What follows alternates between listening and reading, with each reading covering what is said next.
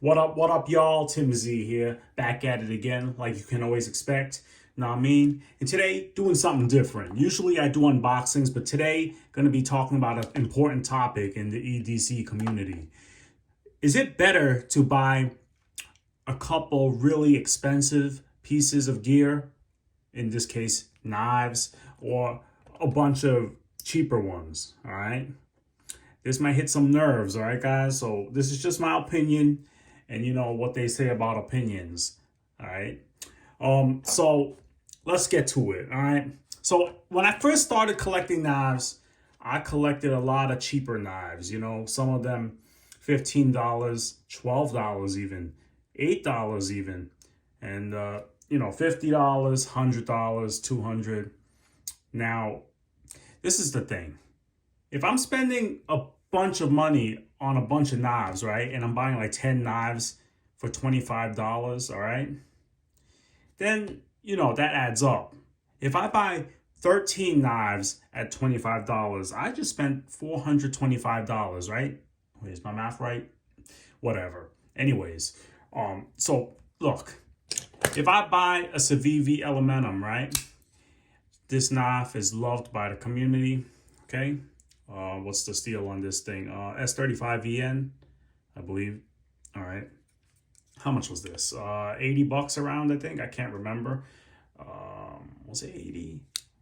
Something like that. Whatever. Don't quote me on that, okay? Because prices fluctuate. All right. And a bunch of these knives. This one was maybe, 20? This was a long time ago. CRKT Ripple, Ken Onion Design. Yeah. So like over the years, I collected a lot of cheap knives. And if I hadn't bought those knives, I would have had money to spare to buy more expensive knives like a Hinderer, XM18. This is a Triway right there, you see. Yeah, this is $425, right? But how many knives did I buy for like under a hundred, you know? This is astounding now that I look at this, right? How many of these cheaper knives, when you keep buying cheaper knives, when you see them go on sale, how often do you remember them after you buy them? Do they just sit in the box after you buy them? If that's the answer, that it just sits in the box and then like a year later you're like, it looks okay, I got this on sale, right? $26. Yeah, it's okay, but I never really carry it, as speed safe. And speed safe used to be the thing, but now it's fallen out of favor. This is a Hinderer design, all right? And I actually have two of them, all right? This one I got a long time ago when the Cryo first came out, okay? And this one very recently for $26. The funny thing is, when this one went on sale with the D2 steel and the G10 scale, I probably paid the same amount for this one as this one. And this was like much later, many, many, many years later, okay? All right, so this was actually a good deal, but still, how many times did I carry this knife? I think one time. And when I look at my collection, do I remember this knife? I know I have it, but I don't really care for it, all right? Ontario Rat, all right? I'm not going to really rip on this one too much. This is, kind of a staple in the collection, in any collection, It's just something to have, really. But, yeah. So, Emerson, what else? So the point is, guys, is it better to buy 30 cheap knives, like what's this, copper? Okay, that's just the only thing that makes it unique in my collection. But is it worth having instead of saving money and buying a Sabenza? You can pick another Sabenza up, a first stringer versus third stringers over here, and maybe some second stringers, ProTech, Malibu. All right, no one's going to rip on this one, I guess. This is pretty good. Probably first stringer. All right. Yeah, but all right, guys. If you bought 10, 11, $20 knives, right? Each time you spend $20, you feel like it's a cheap knife, right? You didn't spend too much money. You don't feel guilty.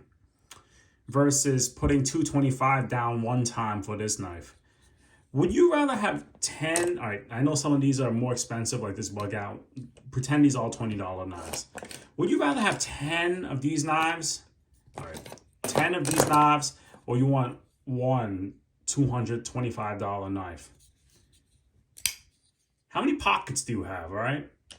Like, over the years, I realized I want to have quality over quantity. And we learned that in our lives, all right?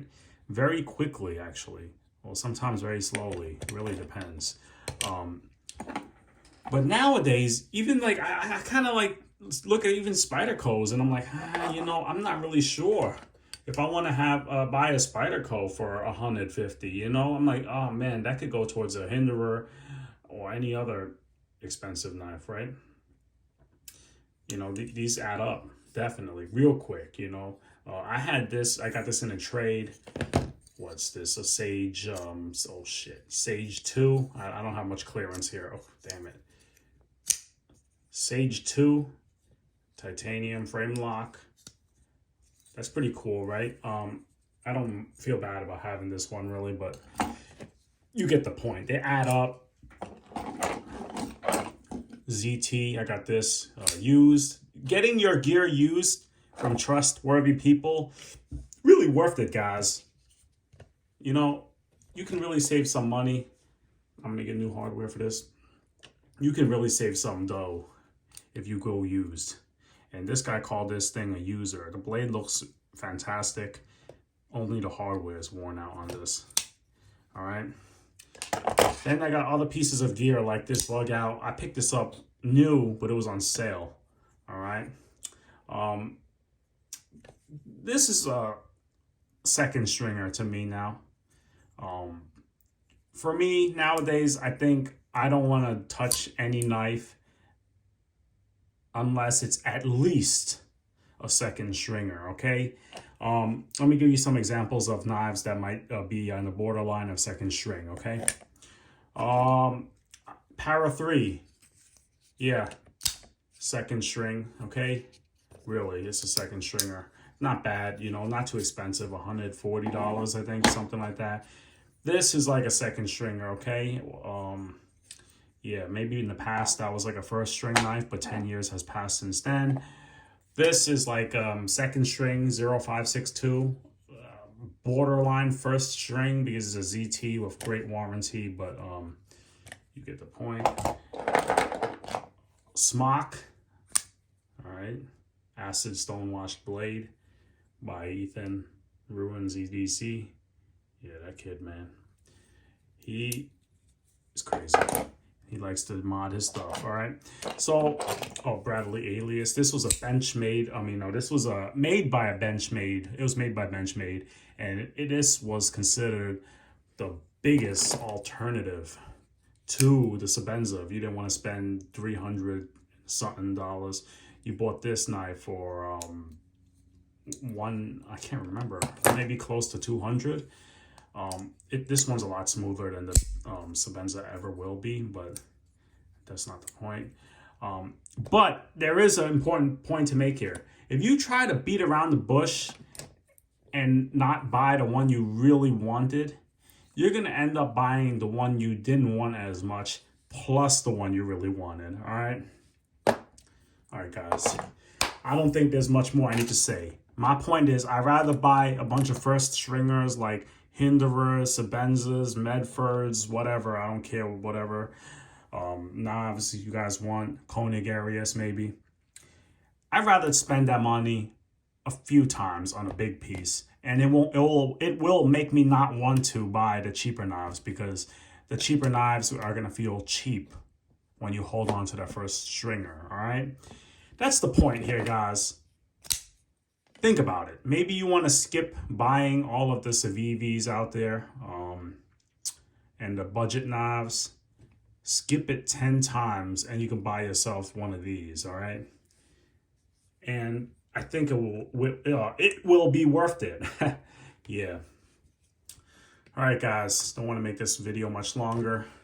If you have a comment or anything or any thoughts about this topic, leave it in the comments. I usually respond pretty quickly. All right. If you want to follow me on Instagram, it's TimZUSA.